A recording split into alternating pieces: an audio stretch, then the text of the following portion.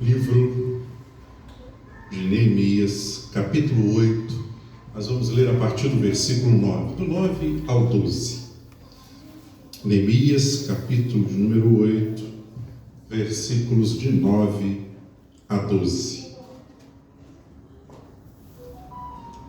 Hoje nós vamos refletir na palavra do Senhor sobre o princípio da alegria e da gratidão, a partir do texto de Neemias, capítulo 8. Vamos falar do capítulo 8, mas vamos fazer a leitura dos versículos 9 a 12. Tem ali na tela também, para que todos vocês possam acompanhar a leitura. Diz assim o texto: E Neemias, e o sacerdote Esdras, o escriba, e os levitas que ensinavam ao povo, disseram a todo o povo: Este dia é consagrado ao Senhor vosso Deus, pelo que não vos lamenteis, nem choreis, porque todo o povo chorava, ouvindo as palavras da lei. Disse-lhe mais: Ide, comei as gorduras, e bebei as doçuras, e enviai porções aos que não têm nada preparado para si, porque este dia é consagrado ao nosso Senhor.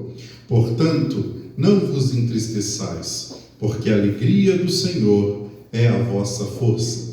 E os levitas fizeram calar a todo o povo, dizendo: Calai-vos, porque este dia é santo, por isso não vos entristeçais. Então todo o povo se foi a comer e a beber, e a enviar porções, e a fazer grandes festas, porque entenderam as palavras que lhes fizeram saber. Louvado seja Deus. Até aqui. Irmãos, pode se assentar. Como eu disse, hoje nós vamos ministrar sobre o princípio da gratidão e o princípio da alegria no serviço a Deus, com base nesse texto e principalmente nesses versículos que nós acabamos de ler. Quando nós falamos sobre alegria, sobre gratidão, obviamente que, de maneira meio que imediata, nós associamos alegria, gratidão a circunstâncias favoráveis, a saúde, a prosperidade, a bênçãos, a estabilidade, a conquistas. Só que a palavra de Deus nos ensina algo que vai na contramão desse pensamento natural do ser humano, de que eu só posso estar alegre, eu só posso ser grato a Deus se eu estiver vivendo uma circunstância favorável, ou se eu estiver com plena saúde, se eu estiver passando por um momento financeiro muito bom, por eu estar estável no emprego, por eu ter conquistado A ou B. Só que a palavra de Deus nos ensina que a verdadeira alegria, ela não é circunstancial.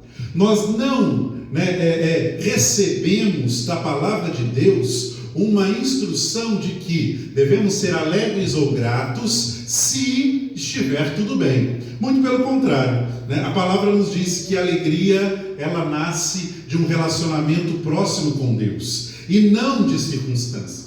Uma vez que temos nós um relacionamento com Deus, nós somos alegres. O povo de Deus deve ser caracterizado pela alegria, pela gratidão, pela vida com Deus que vivemos. E se vivemos uma vida com Deus, é impossível que não haja alegria e gratidão no nosso coração. Lógico que vão haver determinados momentos da vida em que nós vamos chorar, em que nós vamos nos sentir tristes, em que nós passaremos por uma situação de luto, em que nós passaremos por uma situação de enfermidade. Mas a alegria do Senhor, que é a nossa força, conforme diz o texto, ela não é sufocada pelos momentos de tristeza que são passageiros e momentâneos. A tristeza, ela não faz parte do movimento de vida do cristão. A tristeza não é elemento, constante nas nossas vidas. É um espaço, um momento. No entanto, o que nós vivemos é uma alegria, porque isso vem do Senhor, e isso não é algo natural do ser humano. É só por meio da capacitação do Espírito que podemos sentir essa alegria desse contexto do que nós lemos aqui através de Neemias capítulo 8.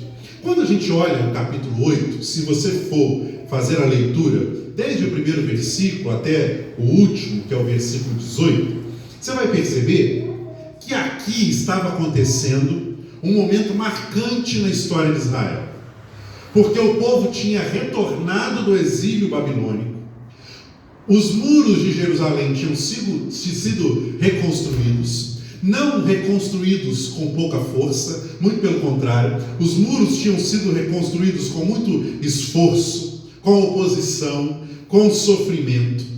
Só que aquele povo ainda não tinha experimentado uma reestruturação espiritual. A reestruturação física tinha acontecido, só que ainda faltava uma reestruturação espiritual. E aí o texto nos conta que Esdras estava lendo a lei para o povo, estava lendo a palavra de Deus para o povo. O povo, ao ouvir o sacerdote lendo a palavra, o povo começou a lamentar, a chorar, o povo começou a ficar entristecido com a leitura da palavra. Por quê? Porque ao ouvir a palavra do Senhor, eles começaram a perceber o quão distante eles estavam de Deus. E percebendo a distância que eles estavam de Deus, eles começaram a chorar, a lamentar, a se preocupar demasiadamente por conta da distância que eles estavam vivendo de Deus. Só que o texto, o versículo 9, nos diz que Neemias, Esdras e os levitas, eles orientaram ao povo a transformar aquele lamento em alegria. Eles começaram a dizer ao povo que não era momento de chorar, não era momento de se lamentar. Afinal, Israel estava experimentando algo diferente. O povo tinha voltado do exílio, os muros tinham sido reconstruídos, a alegria precisava ser marcante naquele povo. Então, Neemias, Esdras e os levitas começaram a exortar ao povo para que celebrassem ao invés de chorar. Olha o que diz o texto: esse dia é consagrado ao Senhor vosso Deus, pelo que não vos lamenteis, nem choreis. Então, os três não, porque os levitas ali, a gente não sabe quantos eram, mas os levitas que ensinavam o povo a lei, sacerdote Esdras e Neemias, estavam ali dizendo ao povo e conclamando para que o povo, ao compreender a palavra, não lamentasse, mas se alegrasse. E eles fizeram o contrário. Eles compreenderam, eles ouviram a palavra, eles viram a situação que eles estavam, eles perceberam a distância para com Deus, só que ao invés de gerar um arrependimento momentâneo, um arrependimento sobre aquilo que eles estavam ouvindo, eles começaram a lamentar, começaram a chorar, começaram a ficar preocupados com aquilo. Só que Neemias, Esdras e os levitas nos ensinam que a palavra do Senhor, sim, ela provoca um confronto em nós. E foi exatamente isso que o povo sentiu. O povo se sentiu confrontado pela leitura da palavra, pela leitura da lei. E então, ouvindo aquilo, o povo se arrependeu. Só que aquele que é conduzido pela palavra, aquele que é conduzido pelo Santo Espírito de Deus, ao ser confrontado, ao perceber uma necessidade de mudança, nós não paramos para lamentar, muito pelo contrário. O que Neemias, Esdras e os levitas estavam ensinando é, no momento de confronto, no momento em que a palavra fala conosco, no momento em que o Espírito é mobilizado para agir nas nossas vidas, nós precisamos nos alegrar. Nós precisamos ter gratidão, nós precisamos celebrar. Olha o que ele diz no versículo 10: não vos entristeçais. Ele está dizendo: vocês compreenderam, vocês perceberam a condição que vocês estão, agora não vos entristeçais, porque a alegria do Senhor é a vossa força. Reparem que essa alegria não é uma alegria que vem de nós mesmos, porque nós iríamos agir, se quisermos experimentar algo vindo de nós, nós agiríamos conforme o povo. Porque quando a gente é tocado, quando a gente é confrontado, né, naturalmente a gente tende a retrair-se sobre aquilo que nos confronta. Só que quando somos tocados pelo Senhor, o movimento é contrário. E isso só pode ser feito pelo Senhor, porque o ser humano naturalmente não vai se alegrar na medida que compreende a necessidade de arrependimento. Mas o crente, quando é tocado pelo Espírito de Deus, ele se alegra no confronto. Ele se alegra quando entende, compreende a palavra, e ele se arrepende, e ele entende que quando a alegria vem do Senhor, é uma alegria que sustenta, é uma alegria que fortalece, é uma alegria que nos anima, é algo que nos levanta. Então o confronto da palavra, ele não nos adoece, ele não nos entristece, ele não nos deixa em condição de lamento. Quando a palavra é compreendida pelo povo de Deus, nós precisamos compreender que do Senhor vem algo sobre as nossas vidas, e aqui eles estão ensinando que é alegria. Essa alegria não é humana, essa alegria não é circunstancial, essa alegria vem do Senhor. Ele diz: a alegria do Senhor é a vossa força. Ele não está dizendo alegria porque você está feliz momentaneamente por uma causa. Não, ele está dizendo a alegria do Senhor é a vossa força. A força que move o povo de Deus não é outra senão o Senhor. É o Senhor quem nos move em direção à alegria, à felicidade, à gratidão em servir e adorar a Deus.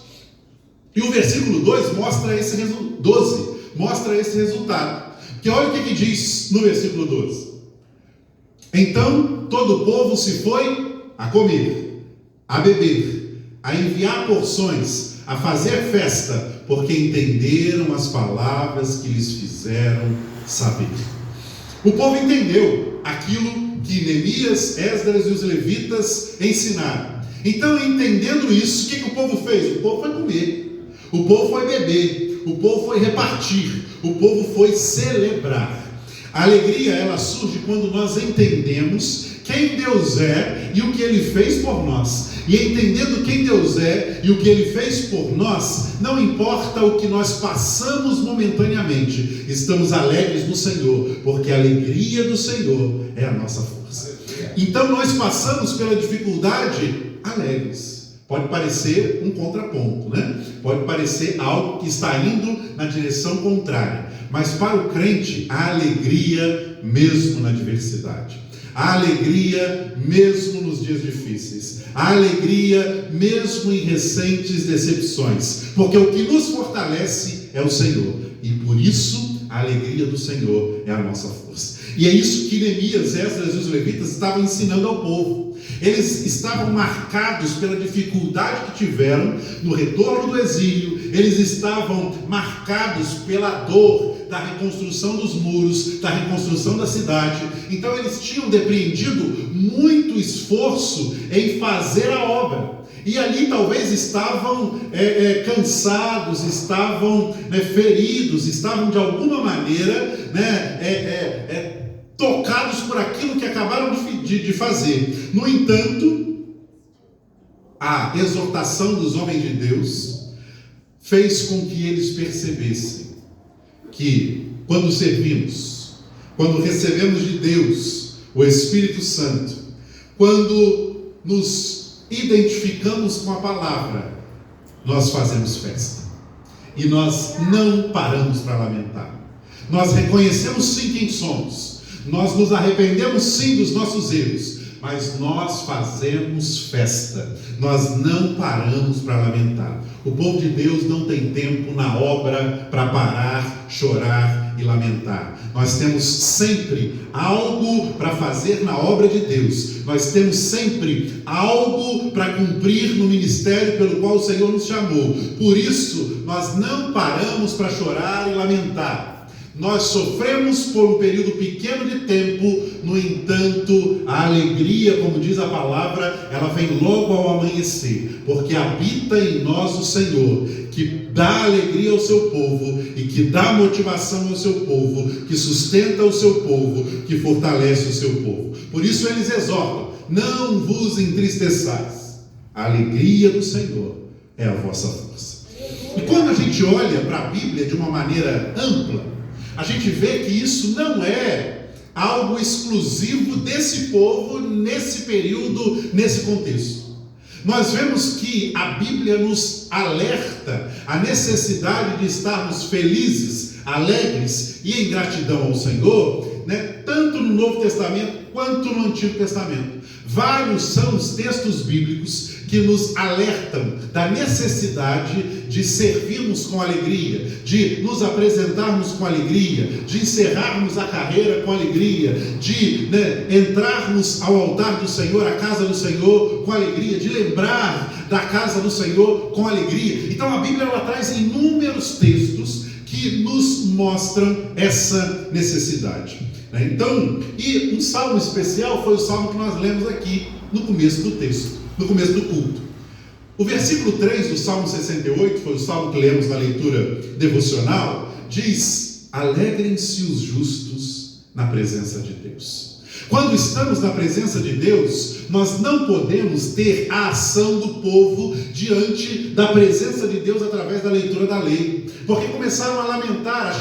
O choro não era de alegria por compreenderem a palavra, o choro era de lamento por aquilo que viviam. Então, isso não pode ser algo prático na vida do crente. Nós que temos a presença de Deus, que clamamos pela presença de Deus, que servimos no reino debaixo da presença de Deus, nós temos que ser um povo marcado pela alegria. Olha o que diz o Salmo: alegrem-se os justos. Quem são os justos? Nós, o povo de Deus. E se regozijem na presença de Deus e folguem de alegria. Nós precisamos estar na presença de Deus, nos apresentando em alegria. Nossa alegria está na presença de Deus. Nossa alegria não é por qualquer outra coisa que nos possa acontecer nessa vida. A nossa alegria é a presença de Deus nas nossas vidas. E por isso nos alegramos, e isso não é circunstancial.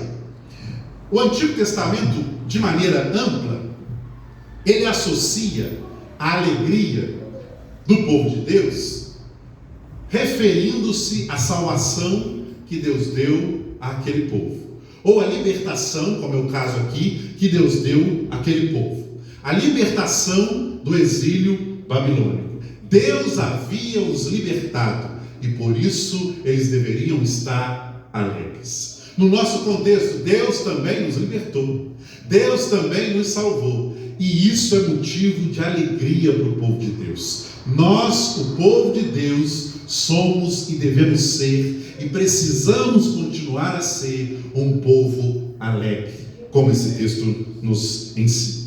E se a gente olha no Novo Testamento, outros textos também fazem alusão à necessidade de alegria do povo de Deus para com Deus, para com a presença de Deus, para com a obra de Deus. Quando a gente olha o texto de Lucas, no capítulo 2, no versículo 10, o texto diz que o Evangelho ele é alegria, porque o texto diz que o Evangelho é boa nova de grande alegria. O texto de Lucas está dizendo, isso que nós vivemos é boa notícia. Por que é boa notícia? Porque o Evangelho ele transforma, ele é o poder de Deus, e sendo o poder de Deus, ele gera mudança, ele gera transformação, e nada nos paralisa mais como a tristeza de outrora. Agora nós somos alegres no Senhor, porque recebemos a boa nova de grande alegria, que foi o poder de Deus manifesto nas nossas vidas. Nós fomos reconciliados com Deus, por isso somos alegres e precisamos continuar a ser alegres. Outro texto, 1 de Pedro capítulo 4, versículo 13. O texto de 1 Pedro, capítulo 4, versículo 13, ele é enigmático, ele é profundo e ele é importante para o nosso crescimento.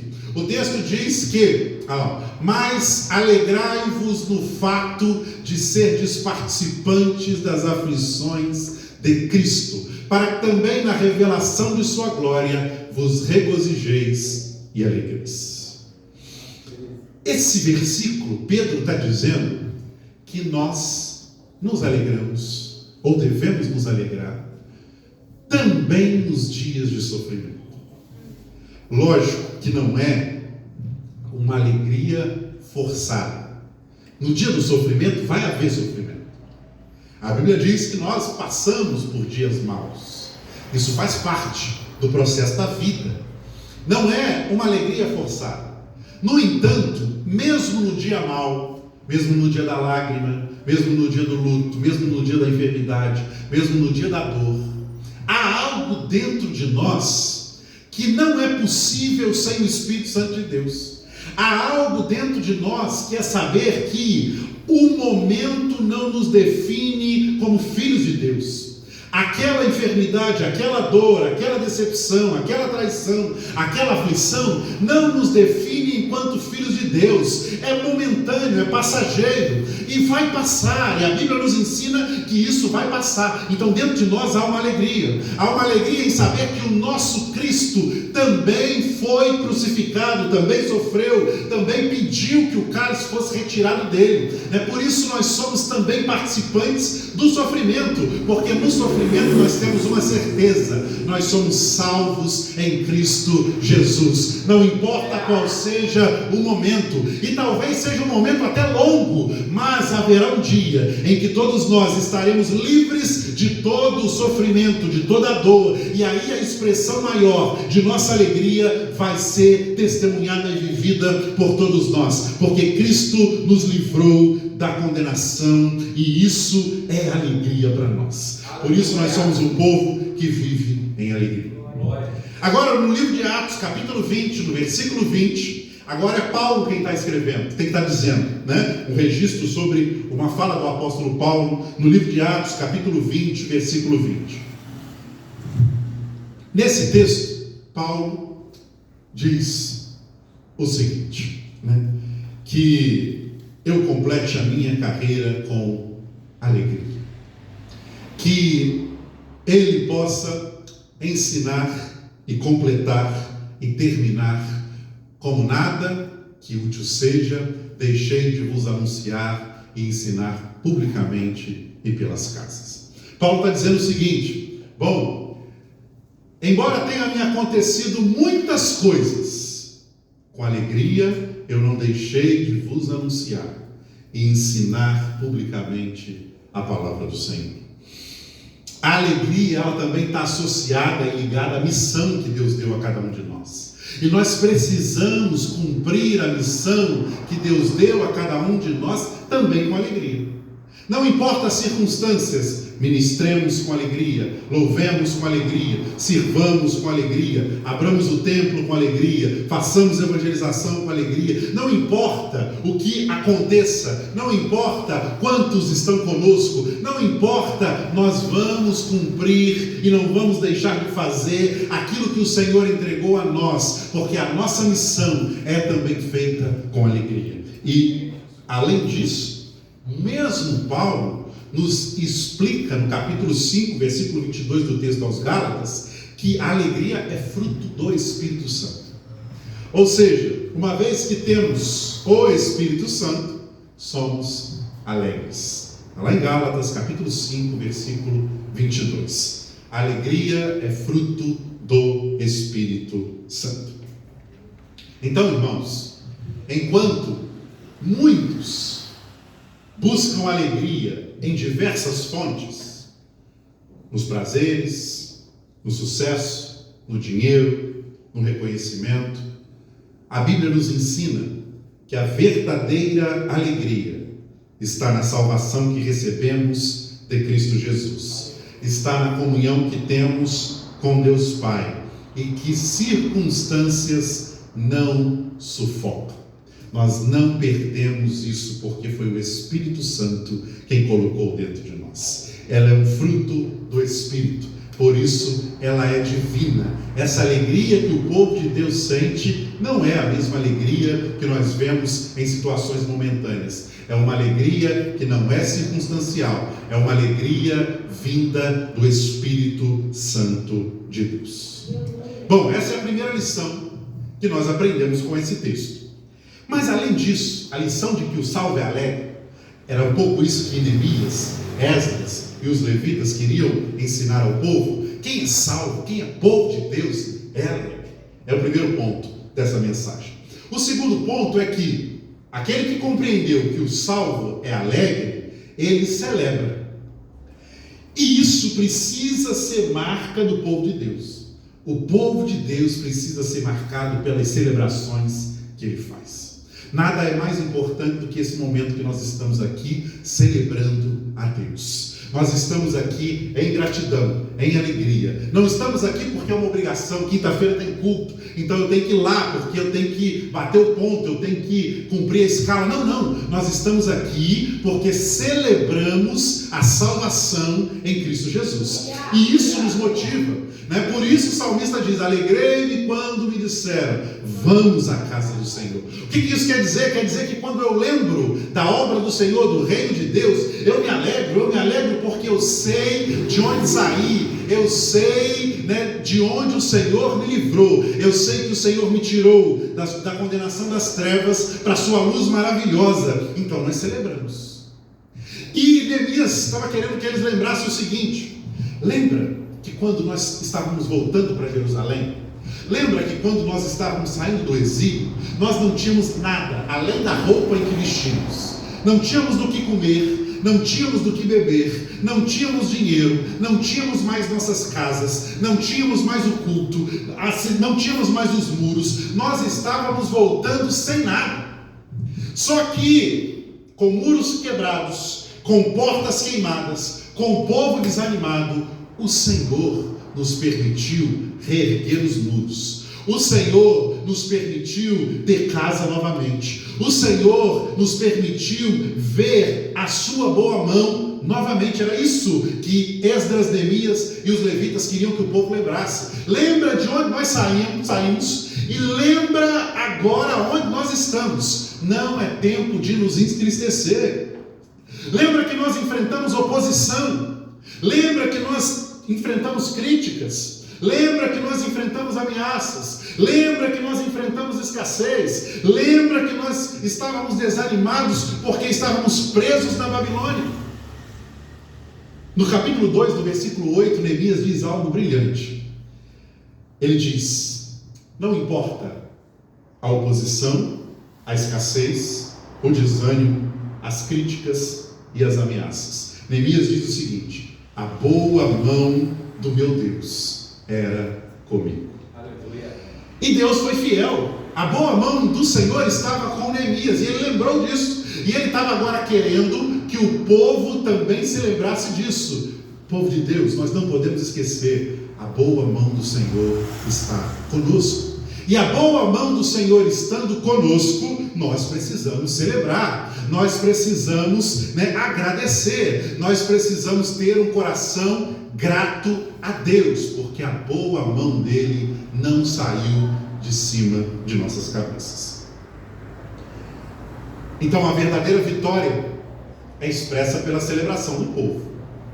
O povo vitorioso celebra. Era isso que eles estavam dizendo ao povo. Nós somos vitoriosos, então precisamos celebrar.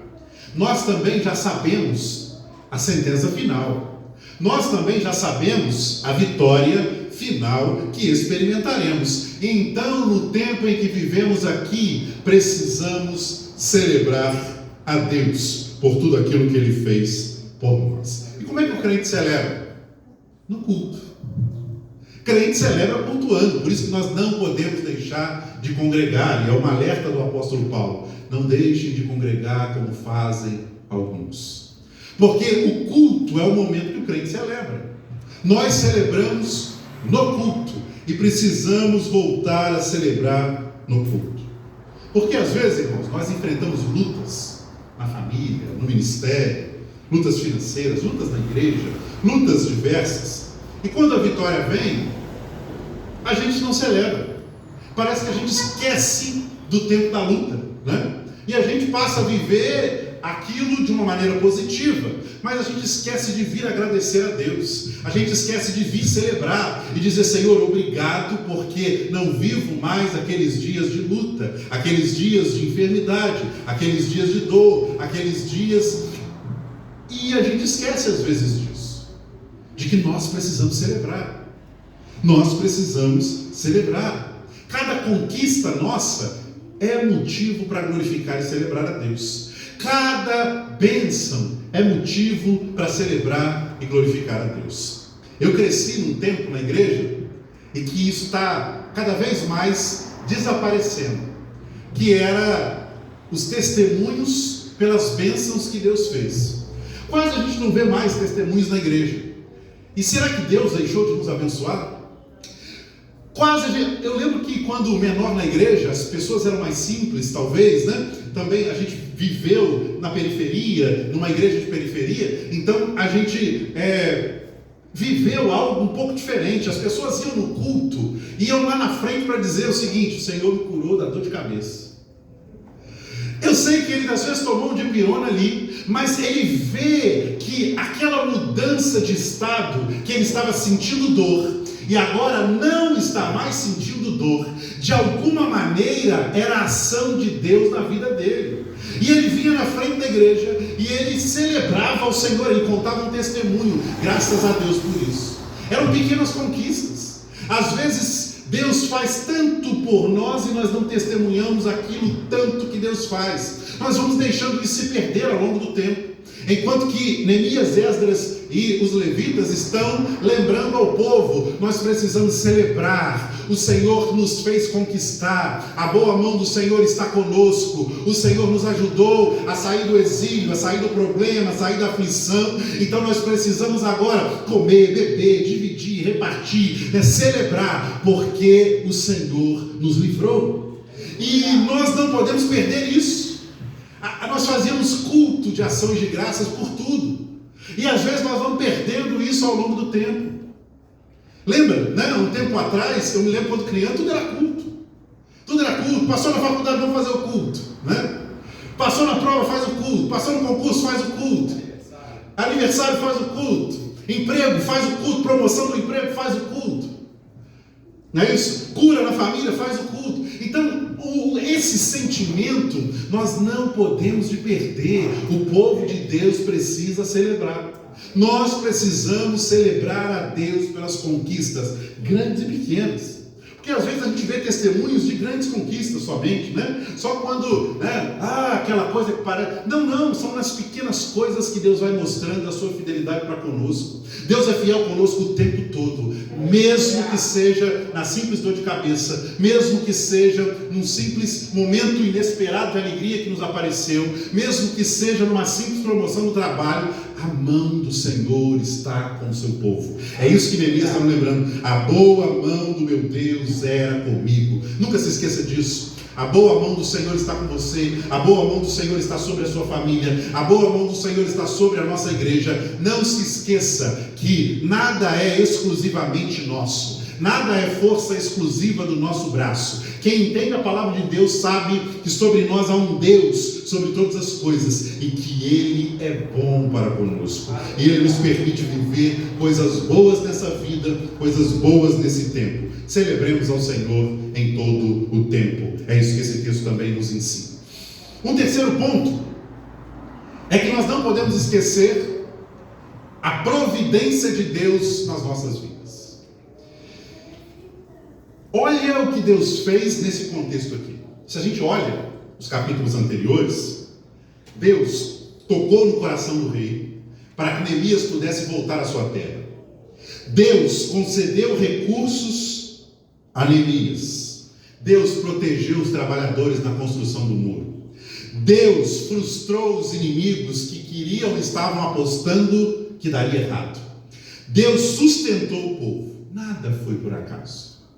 A providência de Deus com o seu povo no contexto de Neemias também é providência igreja contemporânea no povo de Deus nesse tempo. Tudo é provisão de Deus nas nossas vidas.